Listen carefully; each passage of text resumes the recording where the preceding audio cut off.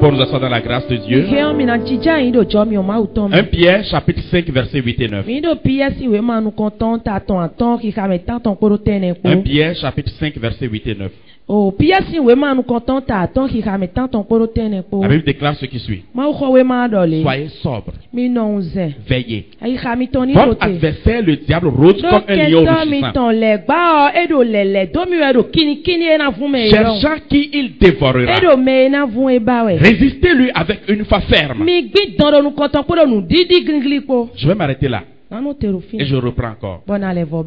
Soyez sobres. Veillez. Votre adversaire, le diable, rôde comme un lion rugissant, cherchant qui il dévorera. Résistez-lui avec une foi ferme. Ce matin, je vais choquer beaucoup de personnes parmi nous.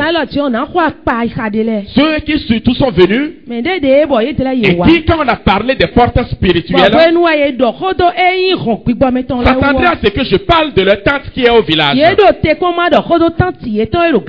leur oncle qu'ils voient souvent dans le sommeil, de leur belle-mère qui leur fait quelquefois des yeux hagards, ou même de leur propre maman qui les pourchasse comme un lion. Mais j'irai tel que Dieu me l'a mis sur le cœur, en parlant de ce qui constitue les portes spirituelles maléfiques qui se trouvent dans la vie des chrétiens. Laissez-moi nous dire quelque chose. Quand on parle de porte spirituelle, il y a la porte spirituelle des territoires qu'on ouvre sur une ville, qu'on ouvre sur un village, qu'on ouvre sur un quartier. Et je l'avais dit le dimanche passé, vous pouvez être à un carrefour d'une ville, au carrefour de votre quartier, à la porte de la maison où vous vivez, et c'est une porte spirituelle qui est là. Et sans que vous autres vous ne sachiez, les entités descendent et repartent. Ils rentrent dans votre quotidien, cherchant à influencer votre vie, et quelquefois ils réussissent à l'influencer,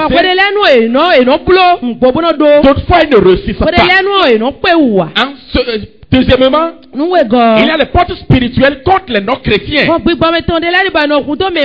Ils ne connaissent pas Dieu, ou du moins ils se moquent de Dieu. Et il y a des portes spirituelles qui se sont ouvertes contre eux. Mais en troisième lieu, et puisque c'est le cas actuellement, il y a des portes spirituelles que les chrétiens ouvrent eux-mêmes. Frère, laisse-moi te dire quelque chose ce matin. Peut-être que la situation qui prévaut dans ta vie actuellement, les problèmes que tu rencontres depuis des années, ce sont pourquoi tu es en train de te morfondre. Tu as gêné, tu t'es mis en colère contre le diable, tu as fait tout ce que tu veux faire, mais que rien ne se passe, et tu es en train d'attaquer certains autres esprits, et il se peut que ce soit toi-même qui as ouvert une porte. En tant que chrétien, soyez sobre. Veillez. Votre adversaire rôde comme un lion rugissant, cherchant celui qu'il va dévorer. À vous de lui résister. Le dimanche, nous avons parlé de la réalité des portes spirituelles. Ce que c'est qu'une porte spirituelle. Et j'ai dit que c'est une entrée et une sortie. Des entités spirituelles. Elles peuvent être des entités divines, comme le cas de Jacob, comme des entités démoniaques, comme dans certains cas où les démons rentrent dans notre univers et sortent encore de notre univers. Une porte spirituelle, c'est un lieu de décision où les gens se réunissent spirituellement, sans que toi tu ne saches. Tu peux même passer par là. Et en réalité, tu viens de passer dans une réunion démoniaque. Et ils ont pris une décision pour dire dans ce quartier, dans ce boulot, dans cette collectivité, dans cette famille, voici ce qui doit se passer. Et ils ont pris une décision. Et ils ont dit personne ne peut changer cette décision. Et ils ont prononcé un jugement. C'est pourquoi la Bible dira plus tard que si on t'amène en jugement, que tu vas condamner ces langues-là. Tu vas condamner les langues. Il y a des fois où toi tu seras tranquille, mais on t'a amené en jugement sans que toi tu ne saches. Et on décide des choses sur toi. On a également vécu une porte spirituelle. On a également vécu une porte spirituelle. C'est une opportunité qu'on a donnée au diable d'exercer un droit légal dans notre vie. Tu as fait quelque chose et tu as donné alors le quitus au diable pour lui dire qu'à partir d'aujourd'hui, tout ce que tu veux faire, il faut le faire dans ma vie. Nous avions parlé de la manifestation de l'influence des portes. Le mystère des portes spirituelles. Mais revenez que je revienne encore sur ceci. Les portes peuvent se manifester dans ta vie lorsque le diable exerce une oppression sur toi. Une oppression pour entrer dans ta vie. C'est pourquoi la Bible dit qu'il rugit comme un lion. Il n'est pas entré dedans, mais il rugit pour te faire peur. Il va te presser. Il peut passer par des rêves. Il peut passer par des visions. Tu peux même avoir des hallucinations auditives. Tu entends, on prononce ton nom. On te donne des ordres. Tu es là, tu ne vois personne. Mais tu sens une présence autour de toi. Même des ombres qui te couvrent. Et quand tu sursautes, tu te retournes, tu ne vois personne derrière. Tu fais des rêves qui se réalisent exactement. Et souvent des cauchemars, des mauvais rêves. Peut-être le diable n'a même pas encore possédé ta vie, mais il est en train de faire une oppression parce qu'on lui a donné accès par une porte, parce qu'on l'a envoyé vers toi, ou bien que toi-même tu as ouvert la porte. La porte spirituelle dans certaines vies peut se manifester ou bien peut sortir d'une alliance ou héritage familial. Tu sors d'une famille et l'alliance dans laquelle tu es impliqué de par ta naissance, à cause de cette alliance de famille ou bien cet héritage que tu as reçu, tu vois que les mêmes choses qui se produisent dans la vie des autres dans la famille se produisent encore dans ta vie. Tu verras que tu n'es que la photocopie d'une tante ou bien d'un oncle.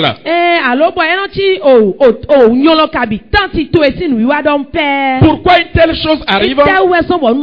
Je vais nous le dire tout à l'heure.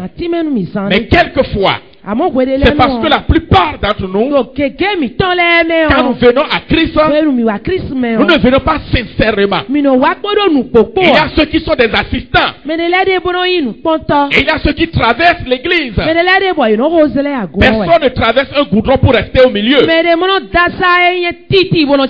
quand ils traversent, ils coupent le goudron et vont de l'autre côté. Et il y a des chrétiens comme ça aussi. Ils traversent seulement l'église.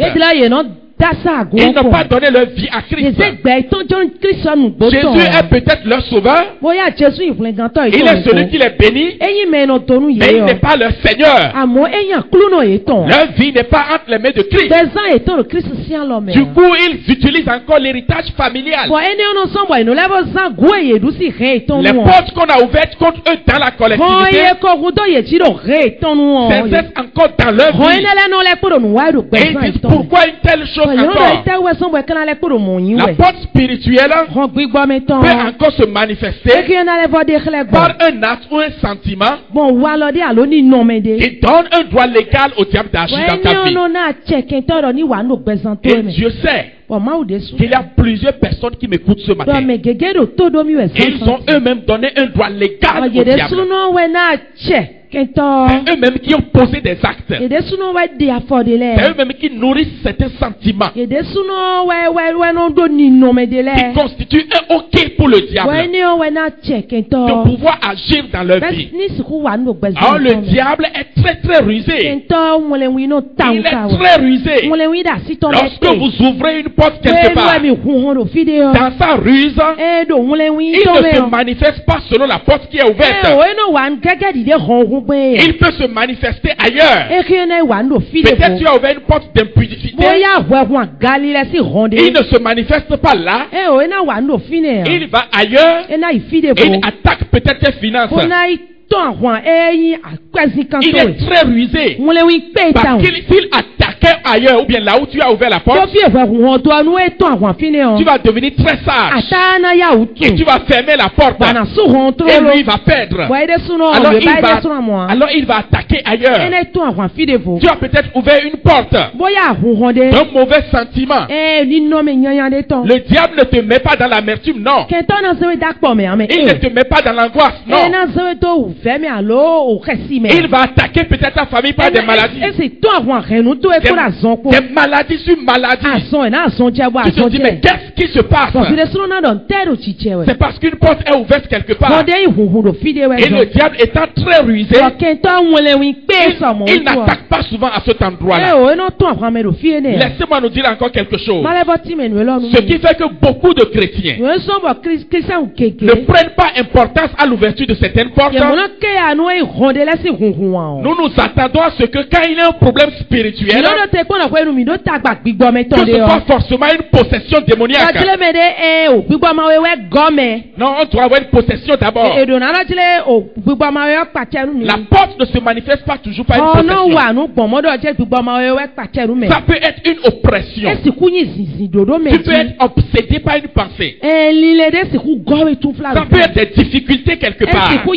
Des problèmes, des échecs sur échecs, des manques tous les jours, des situations difficiles, des prières qui ne sont pas exaucées parce qu'une porte est ouverte quelque part. Mais nous voulons voir d'abord une possession démoniaque. Je suis possédé. Bien, elle est possédée. Il est possédé. Donc il y a une porte qui est là. Mais le problème que toi tu as, ça peut être l'ouverture d'une porte. Et le diable n'a pas choisi le chemin de la possession. Mais il choisit une autre voie. Et c'est pas là qu'il est en train d'agir. Ce matin je vais nous parler de briser les portes éternelles. En parlant de certaines portes éternelles qui sont dans la vie de certaines personnes, je dis bien dans la vie des chrétiens qui agissent contre nos vies, mais on ne sait pas que ce sont des portes qui sont là, que ce sont les portes qui sont en train de détruire les choses. Quelles sont alors les portes éternelles qui peuvent agir contre un chrétien? La mère de toutes les portes éternelles, c'est la désobéissance. Lorsque la désobéissance entre dans la vie de chrétien, lorsqu'il ne veut plus se conformer à l'ordre de Dieu,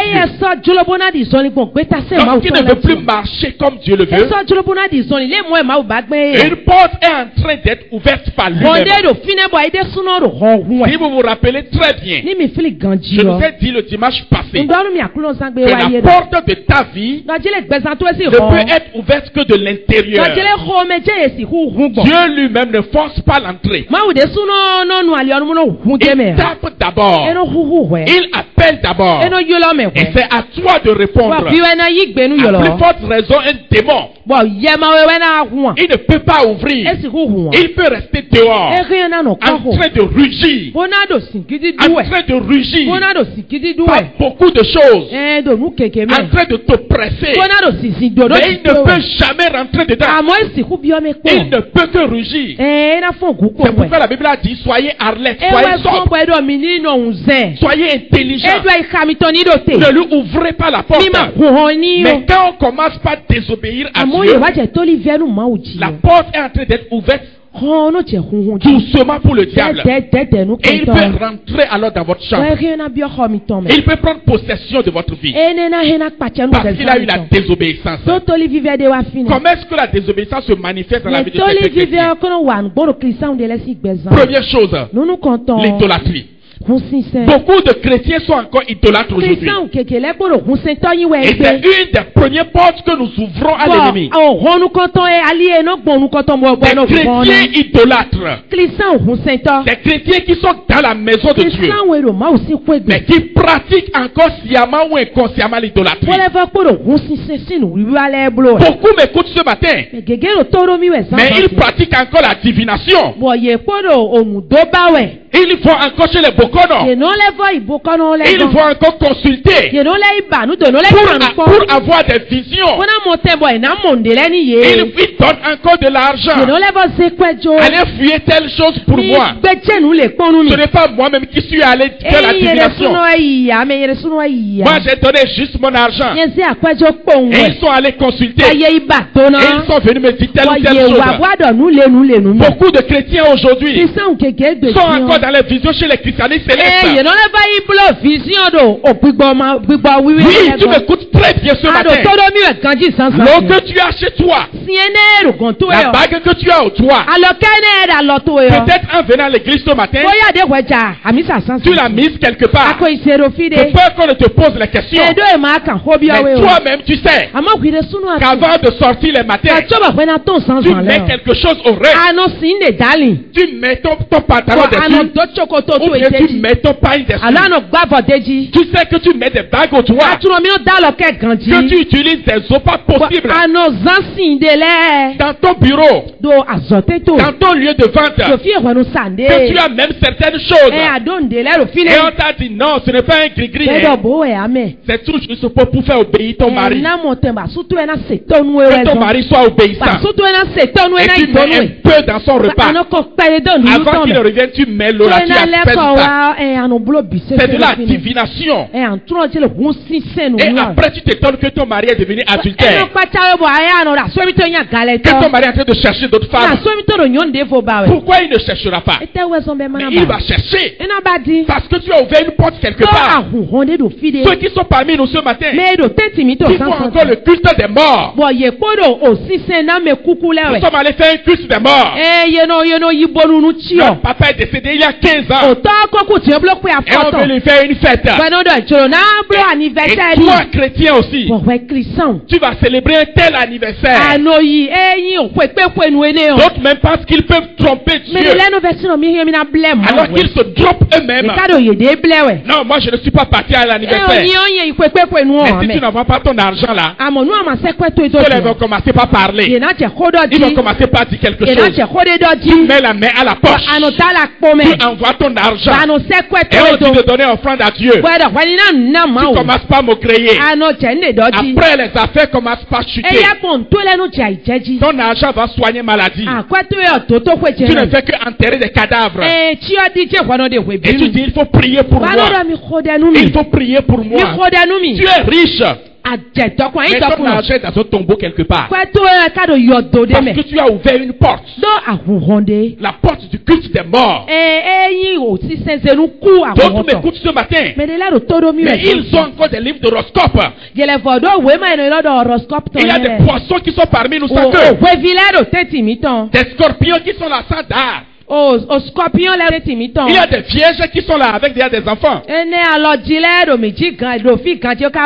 le plus dangereux parmi nous, c'est les cancers qui sont assis parmi nous. Frère, tu es bien portant. On dit de toi que tu es cancer. Tu en es heureux. Et tu bombes le torse. Malheur à toi. Malheur à toi. Ça c'est l'horoscope. C'est de la divination. C'est de l'idolâtrie. Ta vie est réglée par de telles choses. Les chrétiens superstitieux. Non, ce n'est pas de gris-gris. Mais dans notre famille là, on ne fait pas telle chose. Moi je ne participe pas à ça. Et tu sors le matin. Je ne rencontre pas femme. Je ne rencontre pas femme. Si on rencontre femme, je ne vends pas beaucoup. Je prie Dieu que si tu es dans un tel cas, du lundi au lundi, tu ne rencontres que des femmes. Quelqu'un me répond? Merci. Bien-aimé dans le Seigneur, quelle est cette superstition-là? On ne rêve pas pour voir Margouya dans le sommeil. Puisque moi j'ai vu Margouya, la journée ne serait pas bonne. Et quand tu sors, tu vends. Tu ne ramènes rien à la maison. Et tu te plains. Tu viens maintenant pour lier des démons. Le démon c'est toi-même. C'est toi-même qui ouvre la porte de la divination. Ceux qui ont encore le phare parmi nous. Vous avez le phare. Vous avez encore des cris sous le lit. Vous avez encore certaines choses là. Non, je ne l'utilise plus. Je ne l'utilise plus. Mais je l'ai déposé là. Et ça crie contre toi. Il est en train de crier contre toi. Rien ne marche. Mais parce que tu ne fais pas de mauvais rêves. Parce que tu ne rêves pas. Parce que tu n'as pas de problème de possession. Tu ne sais pas que c'est une porte qui est sur ton lit. Le diable attaque ailleurs. À cause de la porte là qui est là. À cause de cette porte là qui est là. Bien-aimé dans le Seigneur. S'il y a encore des idolâtres parmi nous. Des gens qui ont encore des choses sur eux. Des eaux bizarres sur eux. Des cailloux sur eux. Des sables sur eux. Je ne peux pas comprendre. Je ne peux pas comprendre. Quelle est cette folie qui attaque la chrétienté aujourd'hui? Vous êtes dans ma chapelle ici et vous communiez à la table de Kanamé. Et quand vous allez ramasser les démons là, vous les ramenez pour qu'on puisse vous en délivrer. Malheur à vous. Vous ouvrez une porte contre vous-même. Pas votre syncrétisme et idolâtrie. La Bible dit expressément, tu ne te prosterneras pas devant les idoles. Tu ne les serviras point. Car moi, l'Éternel ton Dieu, je suis jaloux. Et si je punis l'iniquité des pères sur les enfants jusqu'à la 3e et la 4e génération de ceux qui me haïssent à cause de ton idolâtrie. L'épée de Dieu est sur la tête de tes enfants. Et le même problème que tu rencontres, tes enfants qui rencontrent ce problème-là. Et cela t'étonne pourquoi. Va jeter le phare. Va jeter la calebasse de sorcellerie. Ah oui, parce qu'il y a des gens qui viennent à l'église et qui sont encore des sorciers. Peut-être qu'il y a des sorciers qui me regardent actuellement. D'autres me regardent avec leurs deux yeux. D'autres ont pris les deux autres. Et ils me regardent également avec ça aussi. Va jeter cette calebasse aujourd'hui. Brûle la calebasse. Il faut jeter cette statue-là. C'est ce qui fait que tes affaires ne marchent pas. C'est ce qui amène la maladie dans ta maison. C'est ce qui amène les échecs. C'est le cri de ton idole. Le cri de ta bague. De ton nom bizarre. De tes amulettes. Qui renvoie ton mari de la maison. Parce que tu as ouvert une porte. Quelle porte le chrétien ouvre encore aujourd'hui? La porte de l'impudicité sexuelle. Laissons les démons ce matin. Tout à l'heure, je vais encore en chasser. Parce que j'ai reçu mandat de le faire. En tant que pasteur. Mais laissons-les d'abord. Explitons nous-mêmes nos vies. La porte de l'impudicité sexuelle. Beaucoup de chrétiens sont oppressés aujourd'hui. Ils sont obsédés. D'autres même ont fini par être possédés. Parce qu'ils ont ouvert la porte aux démons des eaux. Par l'adultère. Par la fornication. Par les déviances sexuelles. Y a-t-il des maris adultères parmi nous ce matin? Est-ce qu'il y a des femmes adultères? Les jeunes fornicateurs, vous êtes là? Je vous souhaite la bienvenue. Maintenant, écoutez-moi très bien. Quand vous vous impliquez dans de telles choses, vous ouvrez la porte aux esprits. Et pour ceux-là qui ont été aux prises avec les esprits des eaux,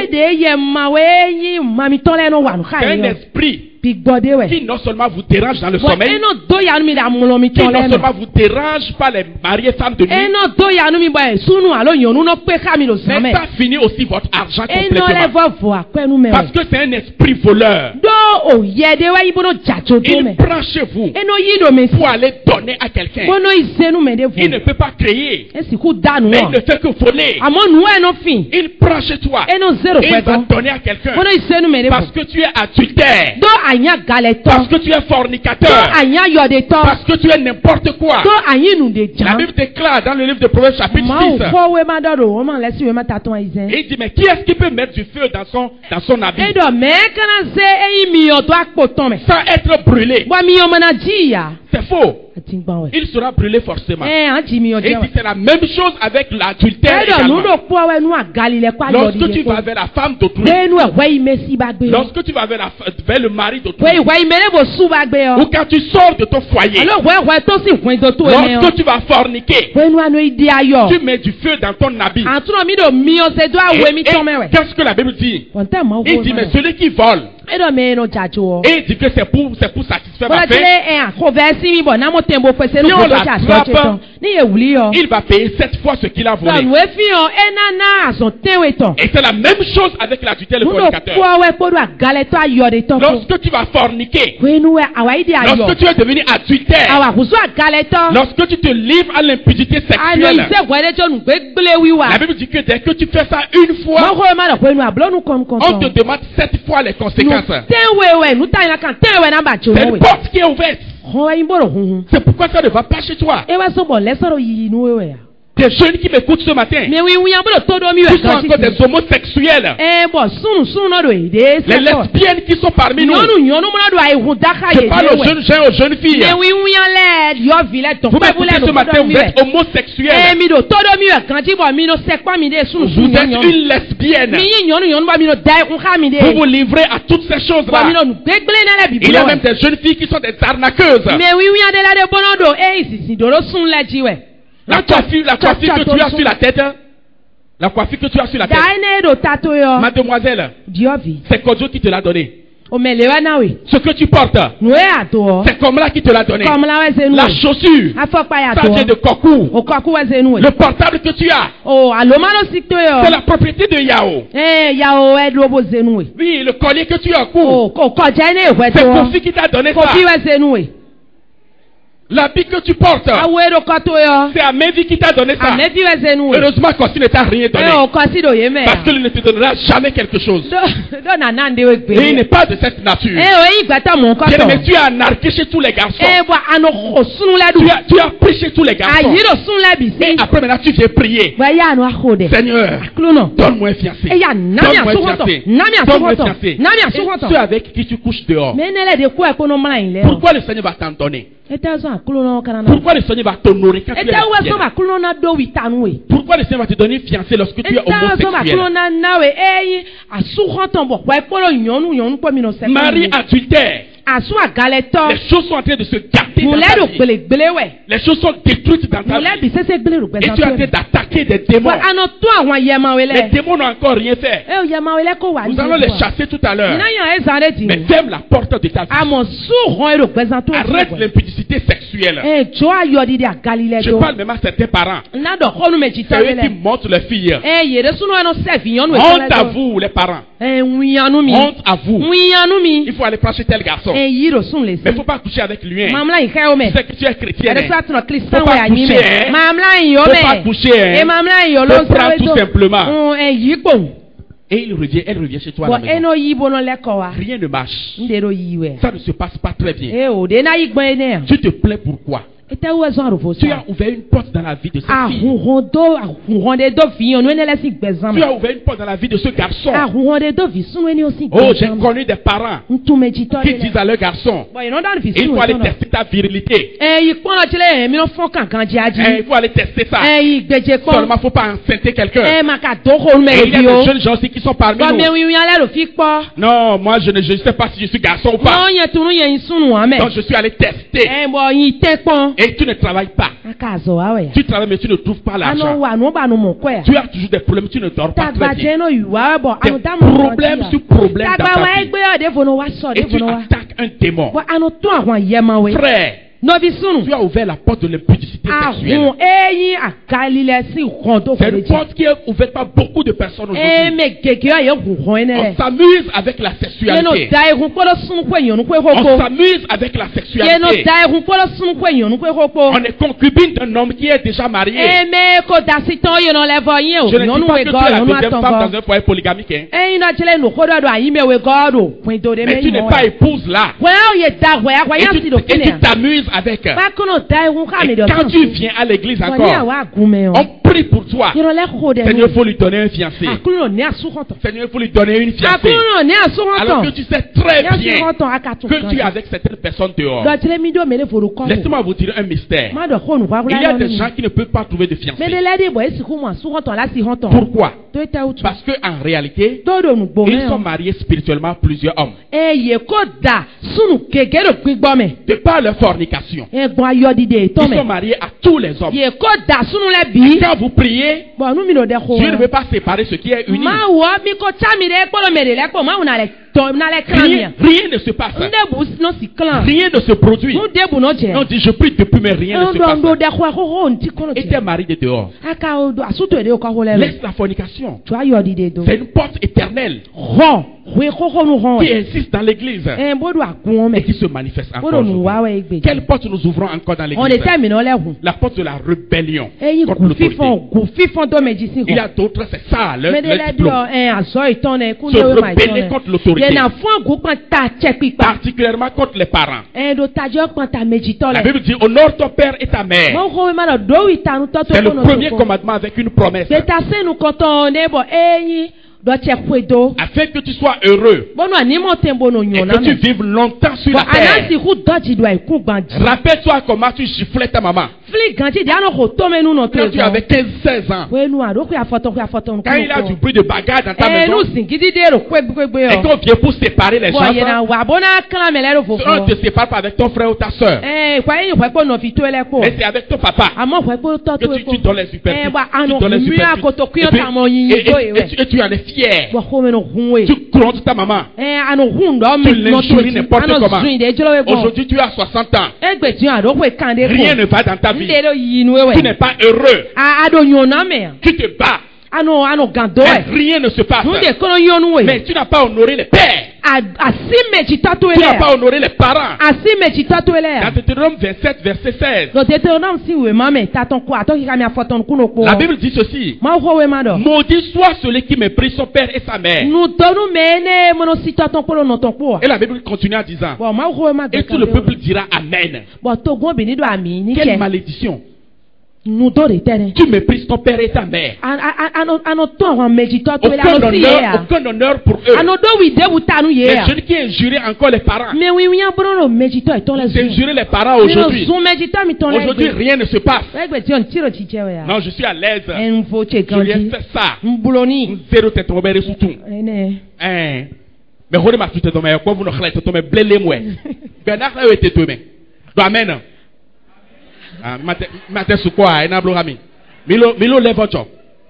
Repentez-vous. Il vaut mieux vous repentir. Il vaut mieux vous repentir. Beaucoup d'enfants et beaucoup d'adultes, ils connaissent toujours des échecs. Leur vie ne se passe jamais bien. Ça les renvoie des démons fatigués. Alors qu'en réalité, ils ont méprisé le père et la mère. Et la malédiction est en train de les suivre aujourd'hui. Jusqu'à dans leur vie adulte. Dans tous les domaines de leur vie. Et on voit que c'est un démon qui a eu à faire ça. On dit il ne fait que rôder. Il rôde comme un lion. Il n'aime même pas le lion. Mais il cherche celui qu'il va dévorer. Et pourquoi tu lui ouvres la porte? Tu cries que c'est le lion qui est là. Alors que la porte a été ouverte par toi. Quelle porte éternelle ouvrons-nous encore aujourd'hui? Je l'ai intitulé les péchés de la langue. Laissez-moi revenir sur quelque chose. Sur le cas de Jacob et de ses enfants. Jacob avait 3 enfants cancres dans sa famille. Ruben, Lévi, Siméon. Quel que soit ce que le papa dit, ces enfants ne coûtent jamais. Il peut leur donner un ordre. Mais quand ils se lèvent là, ils font autre chose sciemment. La Bible dit Ruben est tellement assez courageux. Au point où un jour, quand le père est sorti, le père avait 4 femmes. Non, Jacob avait 4 femmes. Ruben prend 2 femmes. Et il les amène dans une chambre. Il connaît l'intimité des femmes de son père. Quel malheur! Quel malheur! Et le père est revenu. Le père a appris la chose. Ce n'est pas possible. Mon propre enfant couche avec ma femme. Avec ma propre femme. Quel déshonneur! Après le père leur a dit, n'allez pas attaquer ceux de Siméi. N'allez pas attaquer ceux d'une certaine ville. Ils ont dit d'accord, on a entendu. Mais au départ du père, ils sont allés attaquer. Ils ont tué les hommes. Et ils ont tué aussi les animaux. On dit à cause de ce que les 3 là ont fait, Jacob a ramassé ses bagages avec toute sa famille. Et ils ont fui. Vous imaginez un père en train de pleurer sur la voie, cherchant là où il va rester. Cherchant là où il va rester. À cause d'un enfant. Vous voulez que l'enfant aille de l'avant? Il ne peut pas aller de l'avant. Quand Jacob bénissait ses enfants, il est venu sur Ruben. Il dit, toi Ruben là, tu es la vigueur de ma jeunesse. Le premier de mes entrailles.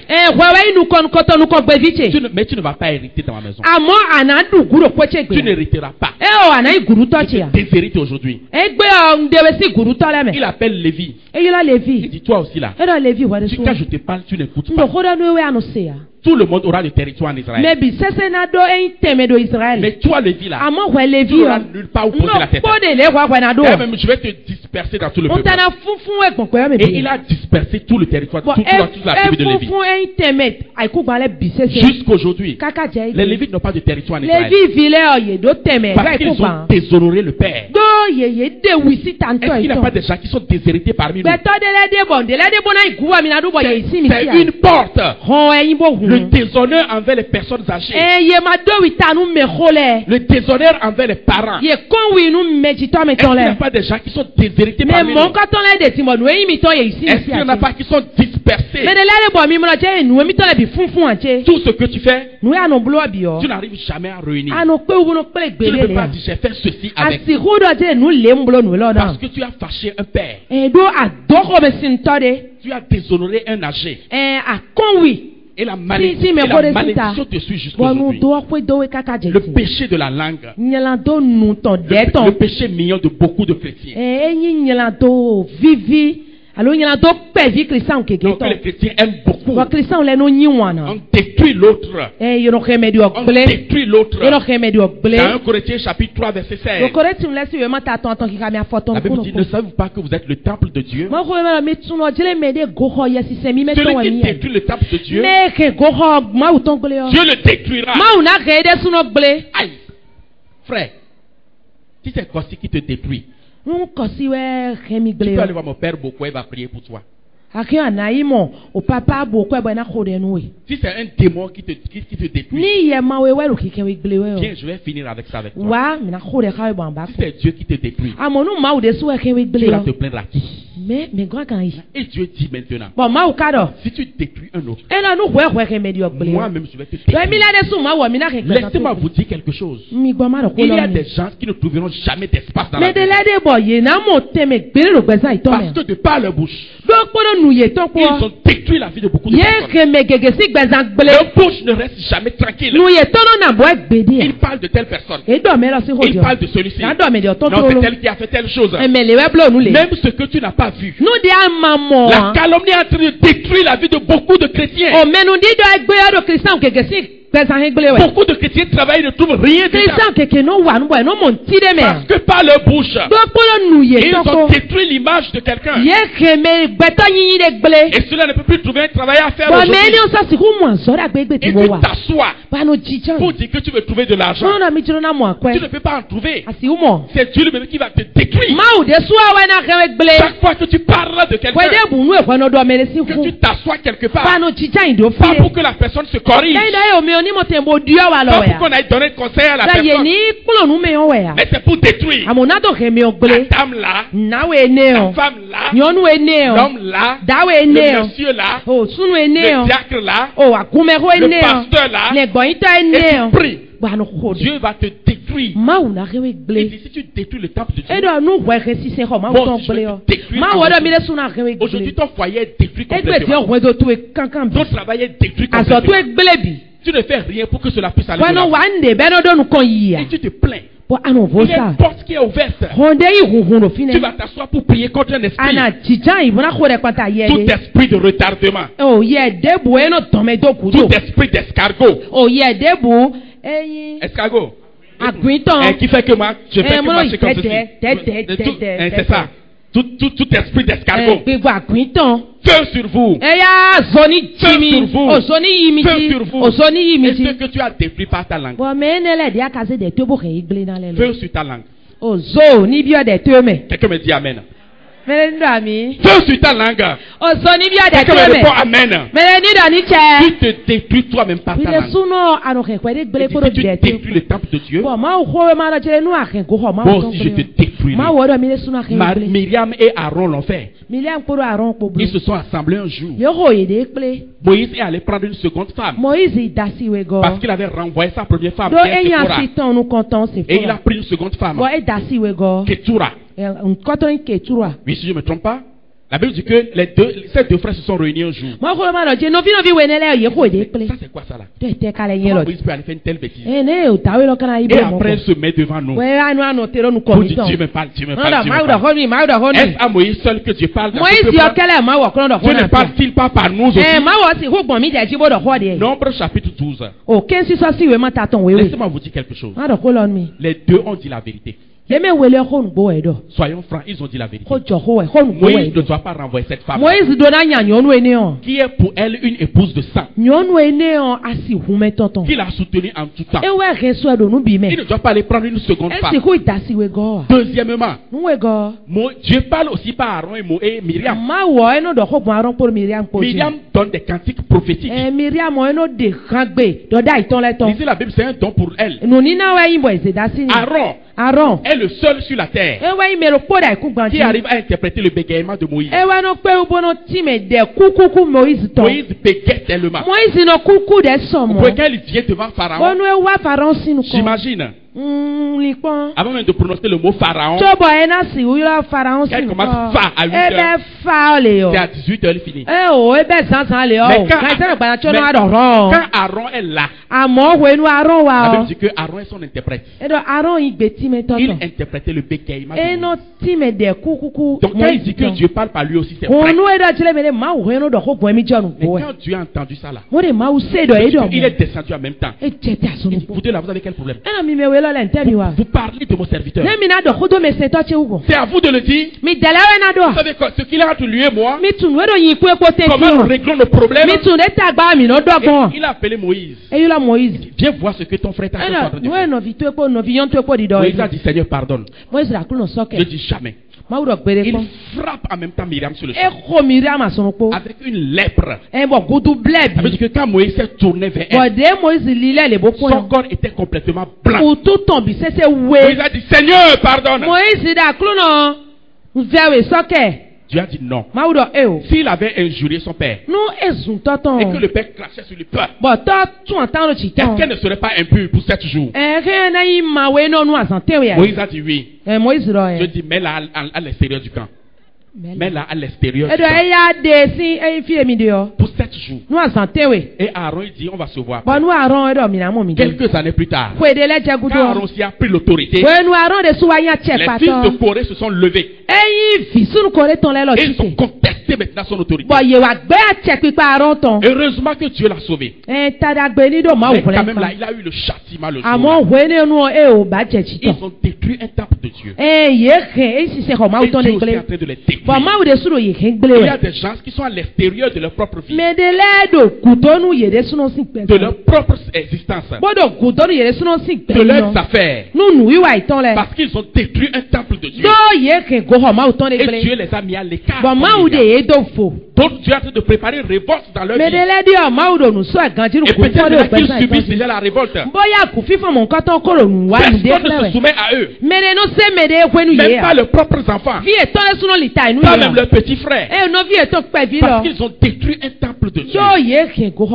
Faisons beaucoup attention pour ne pas ouvrir n'importe quelle porte. Pas le péché de la langue. Quelle porte ouvrons-nous encore aujourd'hui? Un sentiment, le refus de pardon. Si vous pardonnez aux hommes leurs offenses, votre Père Céleste vous pardonnera aussi. Mais si vous ne pardonnez pas aux hommes, votre Père Céleste ne vous pardonnera pas non plus. Jean chapitre 9. Nous savons tous que Dieu n'exauce pas un pécheur. Revenez ici et écoutez-moi. Si Dieu ne t'a pas pardonné tes péchés, tu es pécheur ou bien tu es juste? Répondez-moi. Tu es comment? Pécheur. Pécheur. Est-ce que Dieu exauce la prière du pécheur? Une porte, le refus de pardon. C'est une porte. Je ne vais jamais le pardonner. Ce que lui m'a fait là, le jeune homme là, je l'ai nourri, je l'ai blanchi. Oui, j'ai fait tout ce que je dois faire. Il a un an aujourd'hui. C'est grâce à moi. Je ne vais jamais le pardonner. Et tu t'assois quelque part. Seigneur, donne-moi un mari. Dieu ne peut pas exaucer. Dieu ne va jamais exaucer. Ou bien vous vous asseyez quelque part et vous commencez par vous dire, tel que toi tu m'as fait là, tu as tété moi mon sein là, rien ne marchera pour toi. Tu vis dans la pauvreté. Tu es en train de vivre actuellement dans la pauvreté. Rien ne marche pour toi à cause du refus de pardon. Je lui ferai ça quand j'aurai l'occasion là. Non, il saura qu'il a touché quelqu'un. Je vais lui faire ça. Je vais lui mettre ça. Je vais lui faire ça. Et depuis des années, on dit si vous pardonnez aux autres leurs offenses, votre Père Céleste aussi vous pardonne. Et quand il vous pardonne, il vous justifie. Et quand il vous justifie, il peut alors écouter vos prières. Et ce n'est pas parce que tu as retenu quelqu'un dans ton cœur que tu as ouvert la porte. Et l'ennemi est rentré. Parce qu'il te voit comme un pécheur. Et il fait n'importe quoi de ta vie. Il est en train de détruire ta vie. Quelle porte ouvrons-nous encore? Les crimes de sang. Les crimes de sang. Bonjour les Gaïman. Bonjour les Gaï girls ou bien les Gaï women. Ceux qui m'écoutent ce matin, et vous êtes là à gagner les autres, à manger yovo quoi. Et nous yovo quoi? Et vous dites non, on doit manger ça. Et ils ont acheté nos grands-parents. On a acheté ton grand-père.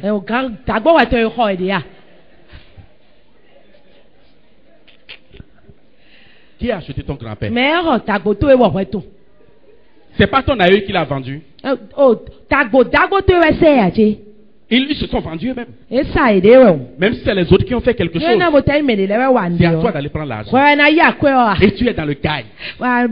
Non, moi je ne tue pas pour qu'elle ainsi. Quelqu'un tue pour qu'elle ainsi pour toi. Quelqu'un est en train de tuer pour un fétiche pour toi. Les enfants disparaissent. Et quand ils vont au ciel, ils crient. Seigneur, venge-nous. Regarde ce que doit faire. Il a arrêté ma vie. Les jeunes filles qui sont ici, jeunes filles, et vous êtes contentes de manger ces sous-là.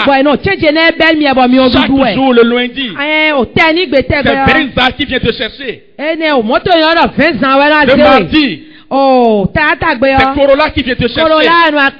Le mercredi, quelle marque encore? Quoi? Ebola. Ah, voilà. Frère, pourquoi ouvres-tu des portes comme ça contre toi-même? Tu sais très bien qu'il est Gaïman. Il répand le sang. Et tu prends son argent. Tu manges. Quand tu reviens, rien ne va. Ça vient devenir un tourbillon. Et ça ne te dit rien. Les jeunes filles qui avortent parmi nous, étant chrétienne, vous êtes spécialiste en avortement. Vous forniquez. Et quand vous revenez, vous arrachez ça. Et vous jetez quelque part. Vous retournez encore pour forniquer. Quand vous revenez, vous arrachez ça. Vous jetez quelque part. Sœur, tu as quel problème? C'est des maux de ventre. On a dit que miom me dérange. Miom me dérange. Je ne me sens pas bien. C'est pourquoi je ne viens pas à l'église. Alors que tu sais que tu as avorté. Et tu m'écoutes ce matin. La Bible dit que le sang de l'avortement crie contre toi. Monsieur, le sang de l'avortement crie contre toi. Les nombreuses filles que tu as avortées. Oui. Les nombreuses filles que tu as avortées, depuis que tu es devenu chrétien, tu continues encore à avorter les filles. Peut-être même qu'il y a un jeune homme et une jeune fille qui m'écoutent ce matin. Et toi tu avortes ta soeur en Christ. Et vous venez dans l'église pour parler en langue. Et le sang de cet enfant est en train de crier contre vous. Le sang est en train de demander vengeance. Pour dire Seigneur, je suis fidèle, venge-moi. Frappe ses affaires. Détruis sa vie. Même s'il se marie, il n'est jamais la paix. Et tu es en train de prier. Seigneur, qu'est-ce qu'il faut faire? Pourquoi ça ne marche pas? Et le sang que tu as coulé par le gaï. Le sang que tu as coulé en bouffant l'argent de ce jeune homme. Avec qui tu vis dans la fornication. Et que tu connais très bien comme Gaïman. Le sang est en train de crier contre toi. Quelle porte ouvrons-nous encore aujourd'hui? La Bible nous parle des vœux non accomplis. Les vœux non accomplis. C'est une porte terrible. Surtout les vœux qu'on accomplit en temps de souffrance. D'autres personnes viennent vers Dieu. Seigneur, Si tu me sors de cette situation, je ferai telle chose pour toi. Je vais commencer par faire tel travail. Même si je n'ai rien là, je vais chanter pour toi dans la chorale. Dieu t'en a délivré. Mais aujourd'hui, tu ne chantes pas dans la chorale. Plutôt, tu t'assois. Et quand la chorale chante,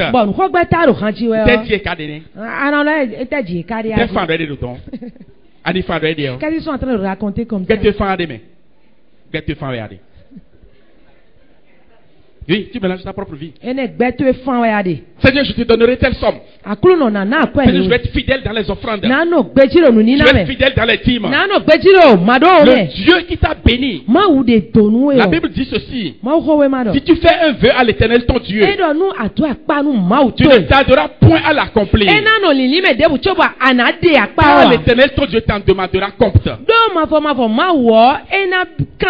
Et tu te chargerais d'un péché. Oui, si tu t'abstiens de faire un vœu, si tu t'abstiens de le faire, tu ne commettras pas un péché. Et dit, lorsque tu fais un vœu à Dieu, ne tarde pas à l'accomplir. Car il n'aime pas les insensés. Accomplis le vœu que tu as fait. Mieux vaut pour toi ne pas faire de vœu que d'en faire un et de ne pas l'accomplir. Ne permets pas à ta bouche de faire pécher ta chair. Et ne dis pas en présence de l'envoyé de Dieu que c'est une inadvertance. Je ne sais pas avant de faire. Pourquoi Dieu s'irriterait-il de tes paroles? Écoutez. Et détruirait-il l'ouvrage de tes mains? Ecclésiaste 5, 4 à 6. Il dit, mais quand tu fais le vœu que tu ne l'accomplis pas, pourquoi Dieu va-t-il s'irriter contre toi? Et va-t-il détruire l'ouvrage de tes mains? Tout à l'heure, je ferai une prière pour le peuple. Tous ceux qui ont fait de vœux. Et vous n'arrivez plus à le faire. Vous ne voulez plus le faire. Je vais vous désengager de ce vœu. Une loi spirituelle me le permet. De briser le vœu de quelqu'un. Tu as fait un vœu. Tu t'en rappelles. Tu ne peux plus accomplir ton vœu. Je prierai pour toi tout à l'heure. Pour que tu sois désengagé de ce vœu. Je finis avec cette dernière porte. Les activités démoniaques. Qui ne dépendent pas de vous. Mais qui sont des quoi? Des oppressions. Qui sont des possessions. Qui sont des obsessions. Et des choses qui te dérangent la tête. Va te suicider. Il faut prendre tel médicament. Personne ne t'aime. Va te bagarrer. Il faut aller boire. Il faut boire et te cacher. C'est les démons qui font une telle oppression. Nous allons prier tout à l'heure. Pour toute porte que tu as ouverte toi-même. La seule façon pour régler ça, c'est de demander pardon à Dieu. Et d'aller réparer si tu peux réparer. Qu'il y ait certains enfants qui aient demandé pardon à leurs parents à la maison. Qu'il y ait certaines personnes qui appellent d'autres. Donc d'autres personnes qui vont appeler d'autres. Pour dire, je te pardonne. Je suis fâché. Je t'ai gardé dans le cœur. Mais je te pardonne. Parce que moi je vais aller de l'avant. Il y a certaines autres personnes qui retournent leur iPhone là au Gaïman. Le téléphone iPhone. Ils retournent les chaussures avec bien les ballerines, c'est ce qu'on appelle les ballerines. Comment? C'est ballerines, on appelle ça. C'est ballerines. Les ballonines là, qu'ils retournent ça. Pour dire, cher Gaïman, j'ai ouvert la porte contre moi-même. Je ne trouve plus personne à marier. Toi, tu ne veux pas me marier. Mais tu veux gâter ma vie. Je vais finir avec toi. Quelqu'un peut-il baisser la tête? Juste quelques minutes de prière. Quelqu'un peut-il baisser la tête? Juste quelques minutes de prière. Quelqu'un peut-il baisser la tête? Juste quelques minutes de prière. Quelqu'un peut-il baisser la tête? Juste quelques minutes de prière.